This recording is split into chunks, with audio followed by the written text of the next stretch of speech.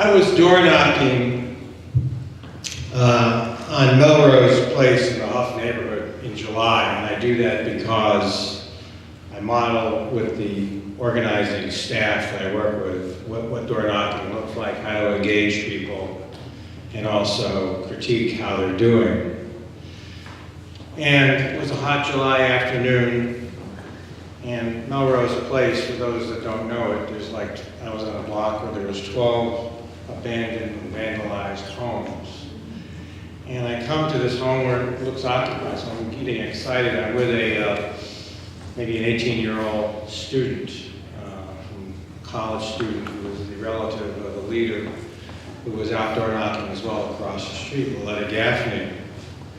So I said, okay, I'll take this one. And a man and a woman are sitting on the front porch, drinking Colbert malt liquor. It was a hot day. And I said, what up? Got a minute? Said, go away! We don't want it. Okay, that's just kind of an invitation to me. So I say, well, some of your neighbors actually are trying to get together a meeting about the abandoned houses, like here on the block. And the woman looks down, that was on the porch, staring at the floor. And she looks up again and she lifts her hand up and she says, if I had my way, I would knock all these abandoned houses down. So then she looks down again, and she kind of reaches into her pocket. She says, let me show you something. And she holds out what looks like an ID card, driver's license or something like that. She says, that's my daughter. So I'm looking at this card, and she says, I carry this with me because she was one of the women, one of the 11 women that Anthony Solo killed over on Imperial Avenue. And stunned. And she said, you know, she was the one that they found with her head in the bucket, so I can't even bury her. And she goes, abandoned houses? Yeah, I know about abandoned houses. And she starts crying. So I'm standing there, I said, you know, that takes a lot of courage to talk about that to somebody you don't even know. She says, give me some of those flyers, I'll talk to some people. Now, if this story was a movie, Barbara knows about movies, the scene would shift to the Mount Pleasant neighborhood. And I just did a clip from CNN. They're having some special in November because it's almost the year anniversary for those serial killers. Sowell, Anthony Sowell's inconspicuous two-story home sits in a dilapidated neighborhood known as Mount Pleasant. This is CNN talking. Where 1 in 5 homes are in foreclosure and at least a third of the residents receive food stamps, according to a study by Case Western Reserve. Okay. Then the caption on the bottom of this movie would say, Masonic Hall, Kinsman Avenue, July 12th. And the camera would pan inside and you'd see up front, concerned citizens banner. And you'd see 100 people in residents from the neighborhood. You'd see the police commander sitting up front in his uniform and with his gun. And the Concerned Citizens is an organizing project of ESOP. And the leadership team of Anita Gardner, who happens to be sitting over there, it's good to see Anita, and Shirley Ellington, and a whole bunch of other folk are up front of a head panel like this. And they're not nervous at all, unlike organizers. And they're making demands on the police commander, saying, we want you to fill out these hotspot cards, which, by the way, originally were invented to fight crime back in the 70s. We want you to fill out these hotspot cards.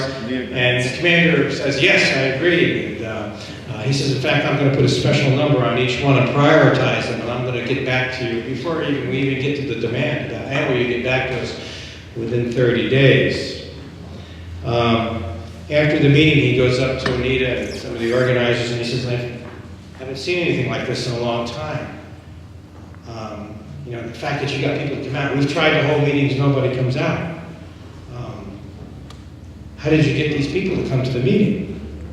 Well, by door knocking, by face-to-face conversations with people, by having leadership meetings, and by responding to what we heard at the doors. And we heard in the conversations, people said, you know, this neighborhood's running wild. The cops don't come when you call them. People are selling drugs out of RVs, the abandoned houses. If it wasn't for us taking care of them, cutting the lawns, nobody, because the property managers aren't doing it. So we need to take back our community. So in that meeting, in that same neighborhood, less than 4 blocks from Anthony Solo lived, it's now coming together and organizing. And the people at that time were scared, kind of hiding out, because there was no organizing going on. Yes, there were some people that held vigils. Yes, there were some people that went at the yellow police line and came and watched what was going on. And yes, there was a lot of reporters there. But it wasn't about power. It wasn't about leadership development. And now the story shifts to a scene in a church meeting hall around the same time as in Mount Pleasant. This might be in August. And the banner up front says, Huff Residents in Action. And at that meeting, Willetta Gaffney, who a year before was a homeowner who came to ESOP 2 years before to get counseling because she was going to lose her home. Willetta is chairing the meeting, even though she said to the organizer, the same organizer that helped organize in Anita's neighborhood, she said, I'll go door knocking with you, but I'm never going to run a meeting. Now she's up there, and the room is filled with nearly 60 people.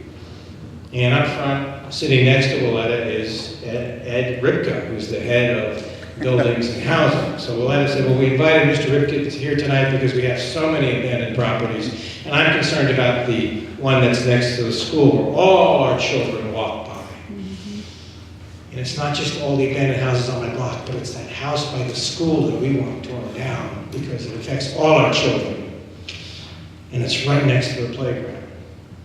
And Ripka, when the time came, stood up and said, well, actually, I wasn't invited here. They had a large group that kind of barged in my office, and they said they would break my legs if I didn't show up at the meeting. He actually said that. I'm not making that up. And he said it with a smile on his face. He said, as a matter of fact, I want to make you guys a special project because it is a mess. And actually what happened to Ripka was what I call the bulldog effect, and that is Willetta Gaffney and the leaders grabbed onto his leg like a bulldog and were tenacious and didn't let go. If you have a bulldog on your leg that's been trained to hold on and be firm and be tight, it's kind of hard to walk. So Willetta now has talked to the organizer, and I know Anita has talked to the organizer and said, these abandoned houses are bigger than just in our neighborhood. And we've got to do something. We've got to get together and talk about how can speculators from Canada, from Moscow, from other countries be buying and selling these houses in our neighborhood and ripping us off and keeping us like it is. And so part of the job of an organizer is to help do the research, put together resources, talk to people that have answers and bring people together. So I tell you these stories only because the organizing is hard work. And it's out there, it's not visible, and it's not just about raising hell, although that's a part of it. I say that because when I came back to Cleveland in 2008, I basically asked myself, what the hell did I do with my life? Because things were worse than when I left in early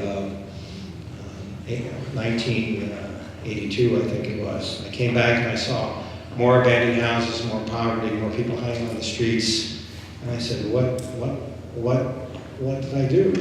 What did I achieve as an organizer? And really what the answer was that people like Inez Killingsworth, who inspired Anita, who inspires Willetta, came actually from door knocking in what we call then the Union Miles neighborhood on stray dog issues. She came out to a meeting on stray dogs.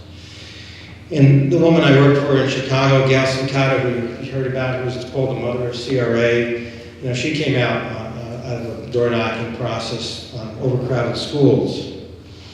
So to me, the kind of organizing we're doing is built from the bottom up. It's a lot of hard work and it's a lot of fun. But to me, it's the only hope for our neighborhoods, for people to have a chance to have a voice and to fight back and to to really rebuild themselves, because I think neighborhood rebuilding starts by rebuilding people who've been so beaten down and so told, well, this is a dilapidated neighborhood, or well, this is where the serial killers are, and you people are letting the prostitutes and the people that are doing the drugs get killed. It's your fault. And I say that,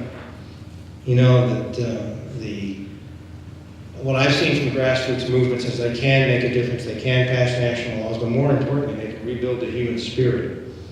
And I think that's, to me, what community organizing does.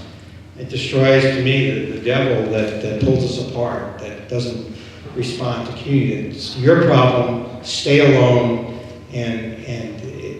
that's a very lonely feeling. You think, I'm the only one that's being foreclosed, I don't know what to do. And I say that grassroots community organizing is a way to rebuild the human spirit and rebuild our community.